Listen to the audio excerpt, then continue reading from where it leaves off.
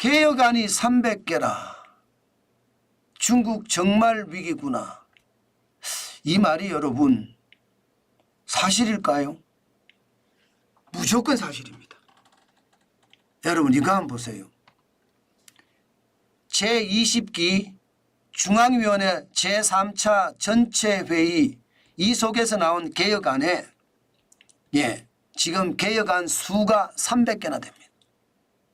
그런데 이 개혁안의 수 중에 말입니다. 크게 내부 변수하고 외부 변수로 정리를 해봤어요. 정리를 해봤더니 내부 변수는 성장의 둔화에 대한 개혁안, 부동산 침체에 대한 개혁안, 금융시장 침체에 대한 개혁안, 소부 부진에 대한 개혁안, 모두 말입니다. 경제가 위기구나 이렇게 이야기할 수 있는 개혁안이에요. 사실 이 개혁안을 보고 있으면요. 중국이 지금 현재 위기 상태다. 이것을 사실상 인정한 거예요. 왜냐하면 개혁안이 300개가 된다는 것도 그렇고요. 실질적으로 이게 3중 전회라고 하거든요. 이게 3차 전체 회의라고 해서 3중 전회라고 하는데 제20기 중앙위원회 제3차 전체 회의 3중 전회에서는요. 사실상 중국이 경제 위기의 상태에 있다 하는 것을 인정했습니다. 저는 인정했다고 생각합니다. 그래서 거기에 대한 자구안을 마련하고 있다 이렇게 생각합니다. 더 심각하게 보는 것은 여러분 이 지표를 보면요. 앞으로도 중국 경제가 위기로 몰릴 수밖에 없다. 이것도 사실상 3중 전회에서 인정했다고 저는 생각이 들어요. 왜냐하면 외부 변수를 보세요. 미중 충돌에 대한 것을 인정을 했고요. 유럽과 관계 악화가 되는 것도 인정을 했습니다. 여기에 일본과의 관계 악화도 인정을 했습니다. 자, 그러면 내부 변수는 이미 경기가 침체되고 있다고 인정을 했고요. 외부 변수는 중국이 수출해야 될 그런 나라들과의 관계가 악화됐다는 걸 인정을 했습니다. 이것은 앞으로도 경제 위기가 계속할 수 있다는 것을 인정했다는 사실입니다. 이것은 여러분 중국이 웬만하면요 위기를 인정하지 않거든요. 서양에서 중국 경제가 위기다 이렇게 이야기했을 때 중국은 뭐라고 했습니까? 웃기는 소리 하지 마라. 그것은 서양의 음모다. 서양의 음모라고 얘기해서 음모론까지 제기했습니다.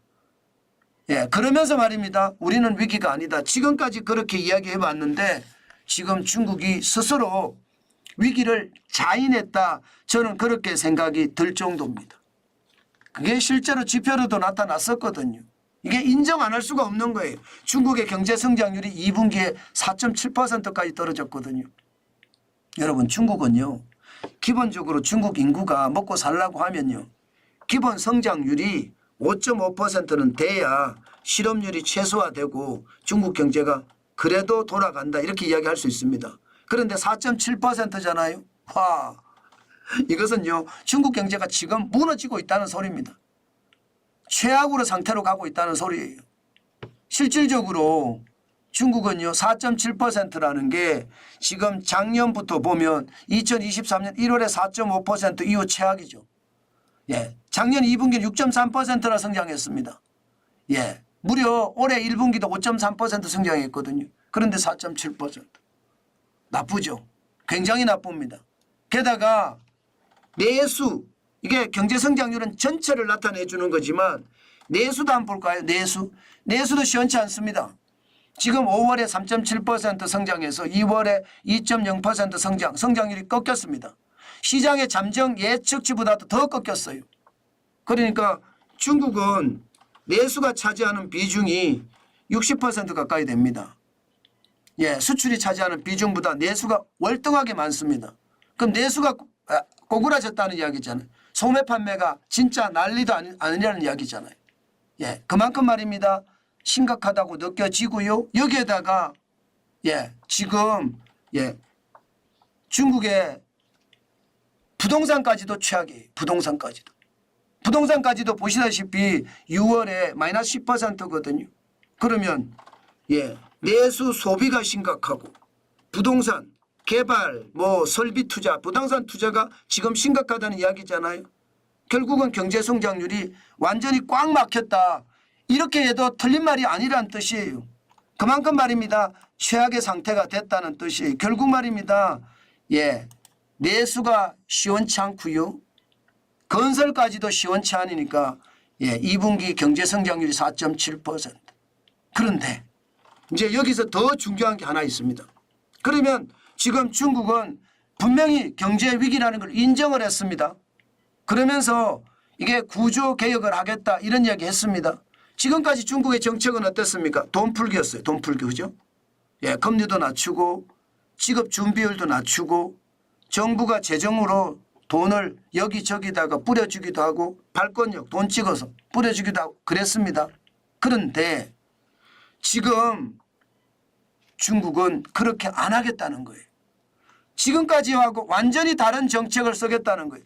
통화량을 엄청나게 많이 풀었기 때문에 사실 돈 풀어서 경기 부양을 시키는 게 중국은 솔직히 불가능해요. 예, 이 말을 안 꺼냈을 뿐이지 중국의 통화량을 보면 2025년 5월에 오경이거든요. 오경 7,283조예요. 미국보다 통화량이 2배 이상 많습니다. 중국 경제가 지금 그만큼 어렵다는 거예요. 자, 이런 상태에서 중국은 그러면 어떤 방법을 선택을 해야 되느냐. 돈 푸는 게 아니면 구조조정. 그 300개 개혁 안에 구조조정이 담겨 있다는 겁니다. 자, 구조조정이 되면 어떻게 될까요? 저는 진짜 충격이 올 수도 있다고 봅니다. 중국은 여전히 아직까지는 세계의 공장이에요. 중국의 어떤 구조조정을 시작을 한다고 생각을 해보자고요. 그러면 난리가 날 겁니다. 현재까지 말은 표현은 좋습니다. 대외 개방을 확대하겠다. 글로벌 경제와 무역을 더 연계하겠다. 누가 받아줘야지 연계하죠. 미국도 중국 제품에 60% 100% 관세 매기겠다 그러고 유럽도 적게는 40%까지 관세를 매기겠다고 하는데 대외 개방이 확대가 된다. 이 말 자체가 잘못된 거죠. 내수 확대는 초대형 시장 이점 활용하겠다. 지금은 내수 확대하려고 돈 풀어도 안 되잖아요. 부동산 신정책을 실현하겠다. 재고 소화하고 증가량 개선하겠다. 지금도 안 팔리는 부동산을 6천만 가구나 있다고 합니다. 그런데 그걸 어떻게 팔 거예요? 쉽지 않습니다. 지방정부 재정을 확충하겠다. 세수 권한을 일부 이양하겠다거든. 그러면 중앙정부의 어떤 세수가 줄어들게 되잖아요. 여기에다 신흥산업 육성을 하겠다. 신품질 생산력을 발전시키겠다. 전부 다 어려운 일입니다. 그러니까 시장에서는요. 뭐 중국이 지금 뭐 어마어마한 것을 내놓았다고 이야기를 하는데 결국은 위기를 인정한 수순에서 거쳤고 위기를 인정하면 그것을 개선할 수 있는 노력을 찾았어야 되는데 돈도 안 푼다 그러겠다. 구조조정을 한다고 그러겠다. 그러면 도대체 어떻게 할 거냐는 그런 어떤 이야기가 나오기도 합니다. 실제로도 여러분들 느껴지시죠? 지금 중국이 어려운 것에 대한 구체적인 대책은 없고요. 그냥 피상적인 대책만 있을 뿐입니다. 이것은 결국 말입니다. 구조조정 과정에서 중국의 침체는 더 심화될 거고요. 그에 따른 세계 경제에 대한 충격도 저는 만만치 않을 거다 생각을 합니다. 제가 지금까지 중국의 위기가 심각하다고 말씀을 드렸는데 실질적으로 삼중 전회에서 이것을 인정한 거잖아요. 그렇기 때문에 여러분 우리도 진짜 조심해야 돼요. 우리 수출에 홍콩 수출까지 포함을 하면요. 적어도 말입니다. 적어도 한 23%에서 25%까지 중국으로 수출이 됩니다. 그런데 중국이 구조조정하는 과정에서 이게 기업들이 줄폐업하고 또 무너지기 시작하면 우리는 감당하지 못합니다. 저는 여러분 중국을 대상으로 우리가 사업을 하거나 또 중국을 대상으로 투자를 하거나 하는 분들은 요즘 같을 때 최대한 조심하셔야 돼요. 어떤 분들은 중국 투자하는 게 좋다. 지금 제일 많이 떨어졌다. 이렇게 이야기하는데 저는 천만의 말씀이라고 생각합니다.